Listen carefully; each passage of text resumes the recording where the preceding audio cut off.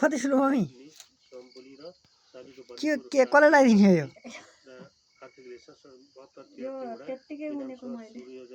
कसलाई लगाइदिनु लाउनु भयो लाउने हैन त्यत्तिकै उनेको बिउको लागि त्यो प्रधानमन्त्रीज्यूलाई लगाइदिने हो कि लगाएर भिडियो बनाएर हाल्यौ नि एउटा त्यही त नि कसलाई लगाइदिने भन्दैछ त्यो लाउने भन्न भएन नि कि सुशीला कार्कीलाई